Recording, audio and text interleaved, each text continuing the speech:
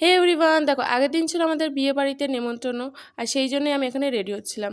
আর জানো তো, যখন কোথাও যাওয়ার মন করে তখন একটাও নেমন্ত্রণ আসে না, আর যখন একদমই ইচ্ছা করে না তখন ঠিক কোথাও না কোথা থেকে একটা নেমন্ত্রণ চলেই আসবে, দিয়ে তারপর কপাল চাপড়াতে হবে, মানে আফসোস করতে হবে। আর আমার ক্ষেত্রে ঠিক সেটাই হয়, কারণ আমার শরীরটা খুব একটা ভালো ছিল না, জ্বর, ঠান্ডা, মাথা ব্যথা, গলা ব্যথা, মানে আর কি বাজছিল, ওই যে কথাই আছে না, উপরওয়ালা জব भी देता देता ছাপ্পার ফাড়কে।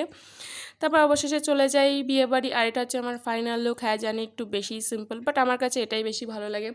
তারপর বরকে ছেড়ে চলে গেলাম ওপরে খাওয়া দাওয়া করতে। হ্যাঁ জানি সবাই বরের সাথে ফটো তুলতে ব্যস্ত, আর আমরা খেতে। দেখো আশেপাশে কেউ নেই, আমরাই খেতে বসেছি, আমরাই প্রথম খাতা করলাম। তো যাই হোক, তারপর আমরা চলে যাই টেবিলে, আর টেবিলে বসেই আমাদের চলে আসে এক একে সব খাবার। তো দিব্য খাচ্ছিলেন, খেতে খেতে চলে আসে পাতে মাটন, আর মাটনের সাথে আমি করি গুতোগুতি, কারণ মাটনটা একটু ছিল শক্ত।